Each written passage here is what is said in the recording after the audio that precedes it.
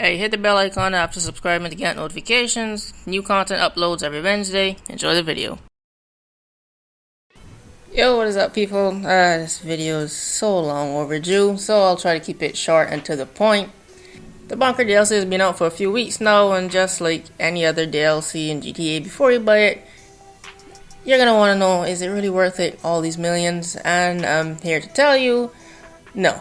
It's not. I'm not even going to make you wait to the end of the video. I'm going to tell you right now, the bunker is just not worth it. There are two pros to owning a bunker and a shit ton of cons. And even those two pros have some negatives attached to them. So are there still pros?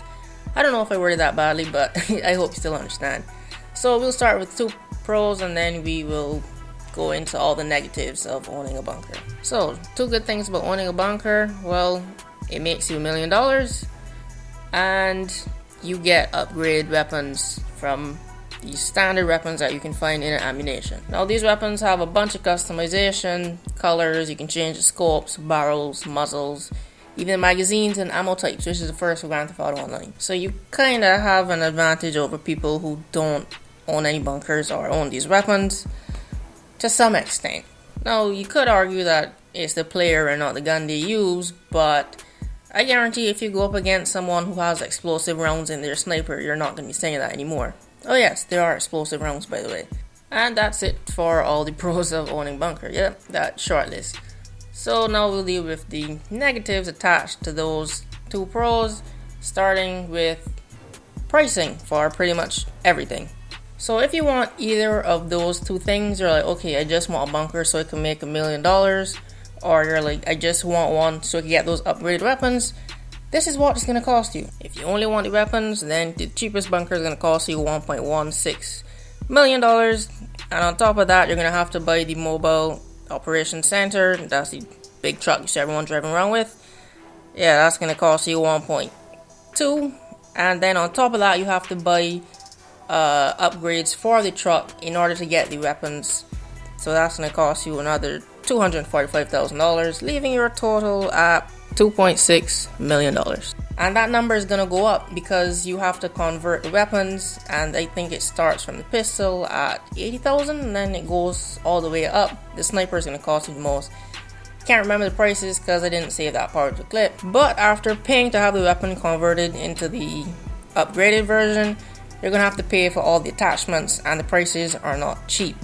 So after buying, like, I'd say one gun, the carbine rifle version 2, you would have spent about enough money just to buy a new car. And if you bought all of these guns and all the attachments for them, we're just gonna go round off that total to about $3 million. Yeah, that seems about right. The attachments actually do affect the stats of the weapons though, so you know, give it more damage, more accuracy, and more range. But you have to unlock certain things, and we're going to get into that later on in the video. But for right now, we're just dealing with the prices. On the other hand, if you decide, okay, I just want the bunker to make money, and I want $1 million, again, the cheapest bunker is 1.1, but you have to buy upgrades for the bunker in order for it to, your stock to be worth more when you sell. And that upgrade is going to cost you 1.15, and your total is going to be $2.3 million. Yep, so those are your two totals if you just want it for money or if you just want it for the weapons. Now to all the other cons of owning a bunker. Filling up your bunker takes extremely fucking long. I don't know the exact stats. Maybe you can go on Google or look for them to see how much money it makes per hour. But it takes me like 2-3 days to fill up this bar. I guess it depends on how often you play the game. That's also a factor, but it takes pretty fucking long. And I've been on this game a whole day just to see how long it'll take the bunker to fill up, and it still didn't fill up. So, first con, you're not gonna get that $1 million pretty quickly. You're gonna have to wait a long time for that bar to fill up. You can even set your workers to either do research or fill up the stock bar, which is what makes you money. I had mine set to the stock bar only, and it was still taking extremely long. Maybe I was doing something wrong, I don't know, but it takes too fucking long to fill up that bar. And in order to get your stock bar up, you have to do resupply runs, which is the worst part of owning a bunker. Now if you own any of the other businesses, like the biker businesses or the vehicle warehouse, Resupply runs aren't that bad. Your biggest threat are other people in the session. That's not the case. When you're doing resupply runs for the bunker, your biggest threat is actually the NPCs who come after you. They're like the police, except on steroids. The police in GTA, they're kind of persistent, but eventually, you can kill them or just call Lester. No, the NPCs, they don't stop coming after you until you deliver whatever it is you stole, and they're extremely accurate, so you die a lot faster. So you have to worry about other people in the session and the NPCs coming after you. It's actually very frustrating. The second worst thing about resupply runs is how far they are.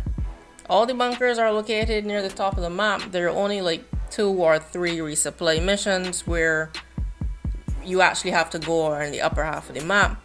Everything else is down at the bottom of Los Santos near the port or the train yard close to that area. So prepare for some tedious drives going up and down the entire map. But wait, it gets worse.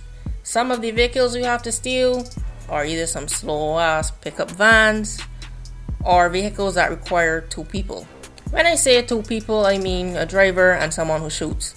So you either have to steal the APC or technical, or there's a mission where you go in Humane Labs and steal a railgun, and then if it's you playing solo by yourself, you can't shoot back. So you're just driving a slow ass vehicle on all the way to the other side of the map, trying not to die with the NPCs I talked about earlier trying to kill you, along with other players in the session.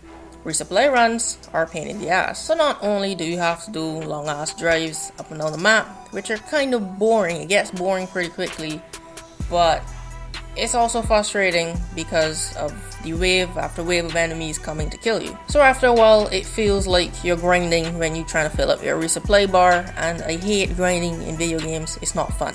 This DLC, it's not really fun.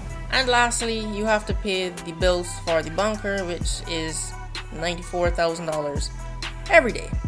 So if after paying for everything you already paid for wasn't enough, there's a $10,000 bill every day as a nice little fuck you from Rockstar. So to finish off, is it worth buying the bunker and everything surrounding this DLC? No, it's not.